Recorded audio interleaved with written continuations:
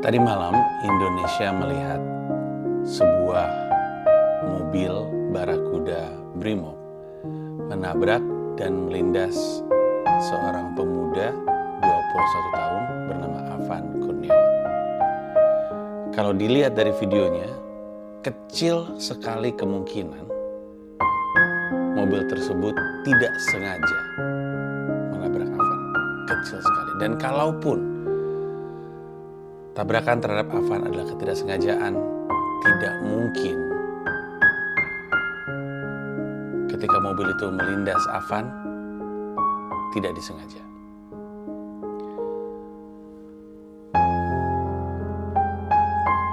Brutalitas aparat terhadap rakyat bukanlah sesuatu yang baru. Terjadi berulang-ulang, nama demi nama harus menjadi korban kekerasan yang dilakukan oleh pihak yang tidak seharusnya menghabisi orang yang harusnya dilayani dan dilindungi. Saat ini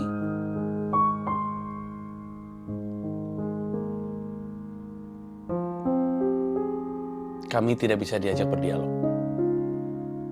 Rakyat tidak bisa diajak berdialog.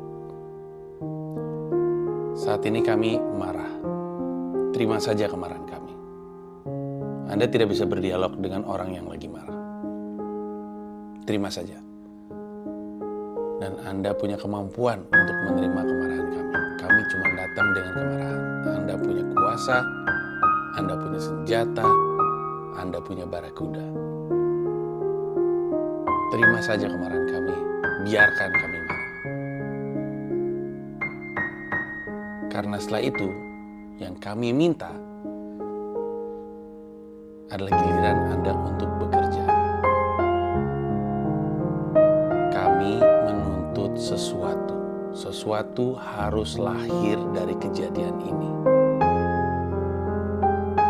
Sudah terlalu sering brutalisme aparat terhadap rakyat terjadi, sehingga ini sudah tidak bisa lagi jadi momen yang hanya menghasilkan turut berduka, turut kecewa, maaf. Udah lewat masanya. Sesuatu harus lahir dari kejadian ini.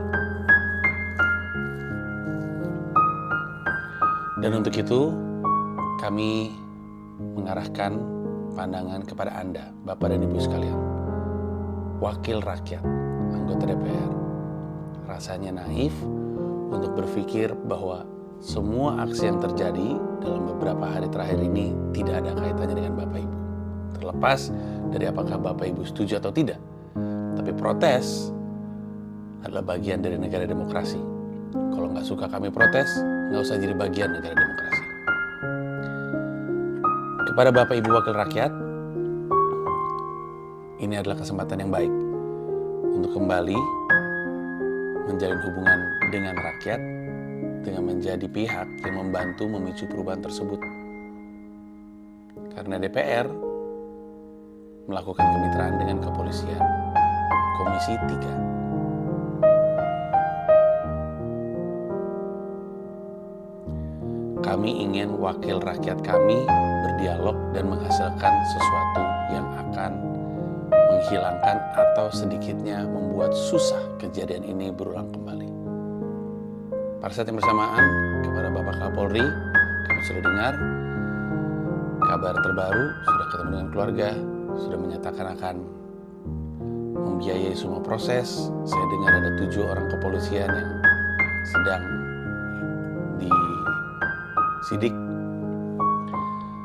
Tapi itu pun tidak cukup, Bapak. Seperti yang saya bilang, itu sudah pernah terjadi sebelumnya. Harus ada sesuatu yang lahir dari kejadian ini. Dan terakhir, kepada Bapak Presiden Republik Indonesia, Pak Prabowo Subianto, dan Wakil Presiden Republik Indonesia, Bapak Gibran Raka Buming Raka.